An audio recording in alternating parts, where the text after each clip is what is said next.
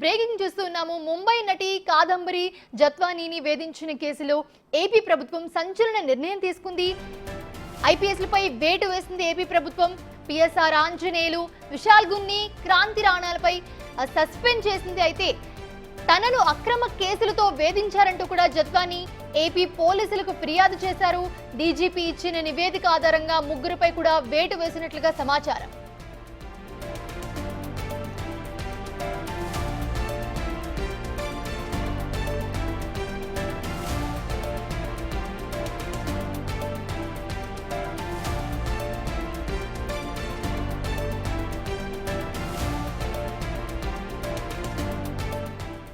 కొందరు వైసీపీ నేతలు తనను శారీరకంగా మానసికంగా వేధించారని ముంబై నటి ఫిర్యాదులో పేర్కొంది. ఇందులో పలువురు నేతలు, ఐపీఎస్ వంటి కీలక అధికారుల పేర్లు తెరపైకి రావడంతో ఈ కేసును ప్రభుత్వం సీరియస్ గా తీసుకుంది.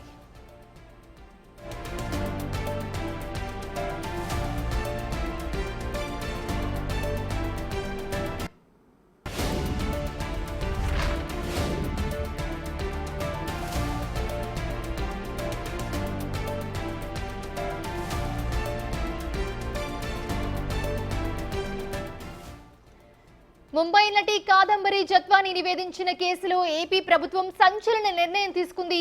ఐపీఎస్లపై వేటు వేసింది ప్రభుత్వం. పిఎస్ఆర్ ఆంజనేయులు, అలాగే విశాల్ గున్ని, క్రాంతి రాణా టాటాపై సస్పెన్షన్ వేటు పడింది. తనను అక్రమ కేసులతో వేధించారంటూ కూడా జత్వానీ ఏపీ పోలీసులకు ఫిర్యాదు చేశారు. డీజీపీ ఇచ్చిన నివేదిక ఆధారంగా ముగ్గురుపై కూడా వేటు వేసినట్లుగా సమాచారం.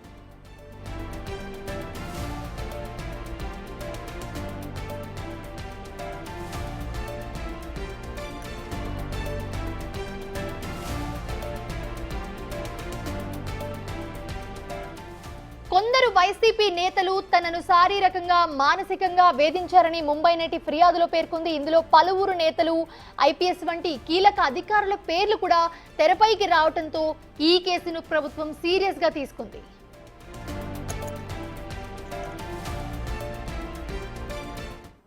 రైట్, ఇదే అంశానికి సంబంధించి మరిన్ని అప్డేట్స్ మా ఇన్పుట్ ఎడిటర్ పవన్ అందిస్తారు.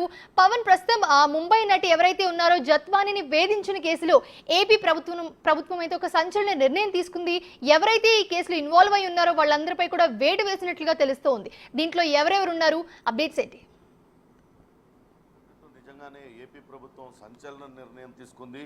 సీనియర్ ఐపీఎస్ అధికారులుగా కొనసాగుతున్న ముగ్గురు అధికారులపైన ఏకకాలంలో సస్పెన్షన్ వేటు వేసింది. పిఎస్ఆర్ ఆంజనేయులు గత ప్రభుత్వ హయాంలో ఆయన ఇంటెలిజెన్స్ చీఫ్గా వ్యవహరించారు.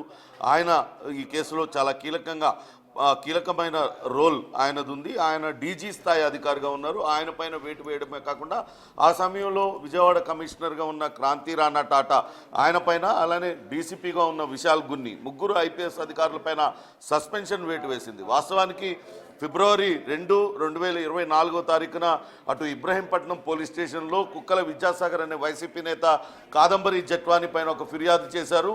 ఆ ఫిర్యాదులో కాదంబరి జట్వానీ తనను వేధింపులకి గురి చేస్తుంది, తన నుంచి బ్లాక్మెయిల్ చేస్తుంది, ఫోర్జ్డ్ డాక్యుమెంట్స్తో తన ఆస్తి కాజేయడానికి ప్రయత్నిస్తుందంటూ ఆయన ఇచ్చిన ఫిర్యాదు మేరకు ఆ కేసు నమోదు చేసిన పోలీసులు ముంబైలో ఉంటున్న నటి కాదంబరి జట్వానీని అరెస్ట్ చేశారు. ఆమె తల్లిదండ్రులను కూడా అరెస్ట్ చేశారు. దాదాపుగా 45 రోజుల పాటు వాళ్ళు రిమాండ్లో వాళ్ళందరూ కూడా ఉన్నారు.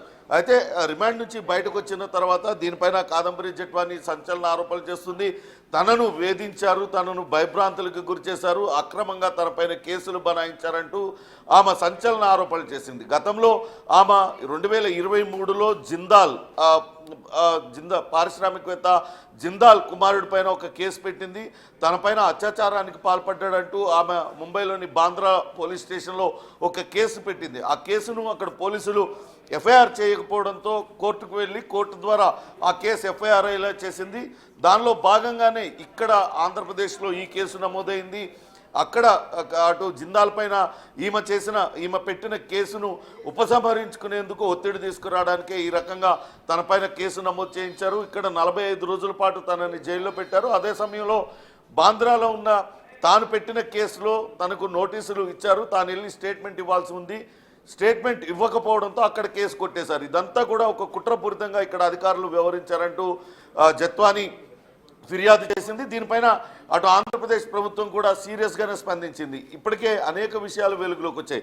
వాస్తవానికి ఆమె ఇక్కడ ఫిర్యాదు చేసింది 2వ తారీఖు, ఎఫ్ఐఆర్ నమోదైంది 2వ తారీఖు. కానీ 1వ తారీఖునే పోలీసులందరూ కూడా అటు విశాల్ గున్ని కావచ్చు ఇతర అధికారులు 1వ తారీఖునే విమాన టికెట్లు బుక్ చేసుకొని ముంబై వెళ్ళారు. 2వ తారీఖున ఆమెను తీసుకొచ్చి ఇక్కడ ఇబ్రహీంపట్నంలో ఉన్న ఒక గెస్ట్ హౌస్లో ఆమెను బంధించి అటు ఆయన బంధించారు, తనను వేధింపులకు గురి చేశారనేది ఆమె ఆరోపణ. దీనిపైన ఇప్పటికే విచారణ జరిపారు. అటు ఇబ్రహీంపట్నం ఇన్స్పెక్టర్ ముత్యాల సత్యనారాయణతో పాటు అప్పట్లో ఏసీపీగా వ్యవహరించిన హనుమంతరావును వీళ్ళని సస్పెండ్ చేశారు. ఈ కేసు విచారించడానికి ప్రత్యేకంగా యువ మహిళా ఐపీఎస్ అధికారిని నియమించారు, స్రవంతిని. ఇప్పటికే జత్వాని తనకు జరిగిన అన్యాయానికి సంబంధించి పూర్తి వివరాలన్నింటినీ కూడా ఇచ్చింది. ఏ రకంగా తనను టార్చర్ పెట్టింది, క్రాంతి రాణా టాటా రోల్ ఏంటి, అట్లనే ఇతరుల పాత్ర ఏంటనే దానిపైన ఆమె చాలా స్పష్టమైన ఆధారాలన్నింటినీ కూడా ఇచ్చింది. ఆధారాలను తీసుకున్న పోలీసులు సమగ్రమైన విచారణ చేశారు. ఇప్పటికే డీజీపీ దీనిపైన అంతర్గత విచారణకు ఆదేశించారు. ద్వారకా తిరుమలరావు ఇచ్చిన నివేదిక ఆధారంగా 3 ఐపీఎస్ అధికారులను సస్పెండ్ చేస్తున్నట్లుగా అటు ఆంధ్రప్రదేశ్ ప్రభుత్వం చేస్తూ నిర్ణయం తీసుకుంది. మరి కాసేపట్లోనే దీనికి సంబంధించిన అధికారిక ఉత్తర్వులు వెలువడే అవకాశం ఉంది. ఒకసారి ప్రస్తుతం మనతో మాట్లాడడానికి అటు మాజీ న్యాయమూర్తి మాల్యాద్రి ఉన్నారు.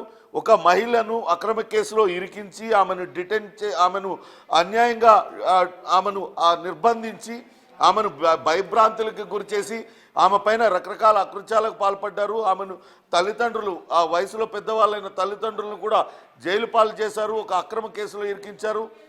ఇంతటి హీనియస్ క్రైమ్కి అటు కాపాడాల్సిన పోలీసులే పాల్పడటం పట్ల ఏ రకంగా చూడాలి?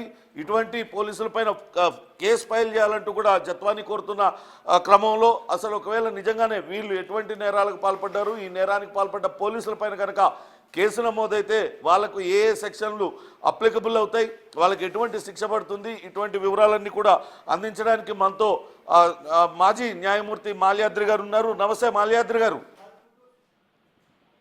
హలో, నమస్తే మాల్యాద్రి గారు, నా మాట వినపడుతుందా? హలో మాల్యాద్రి గారు, నా మాట వినపడుతుందా? ఓకే, మొత్తానికైతే సంచలన నిర్ణయం తీసుకుంది. దీనిపైన సమగ్రమైన విచారణ జరుపుతుంది.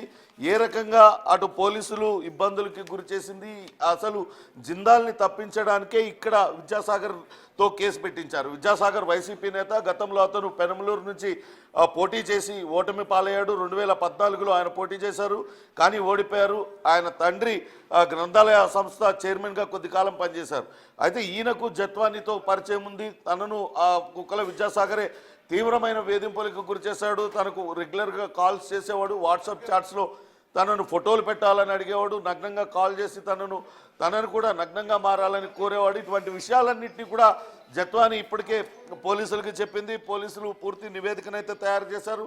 అటు డీజీపీ ద్వారకా తిరుమలరావు దీనిపైన సమగ్రమైన విచారణ జరిపిన తర్వాత అప్పటి ప్రభుత్వంలో ఉన్న పెద్దల ఆదేశాలకు అనుగుణంగానే అన్ని నియమ నిబంధనలు తుంగలో తొక్కి కావాలని ఈమె పైన అక్రమ కేసులు బనాయించారనేది నిర్ధారణ అయింది. దానికి సంబంధించిన ఆధారాలను కూడా ఇప్పటికే పోలీసులన్నీ కూడా సేకరించిన క్రమంలో ఇప్పుడు పోలీసులపైన ఈ రకమైన సస్పెన్షన్ వేటు వేస్తూ నిర్ణయం తీసుకుంది.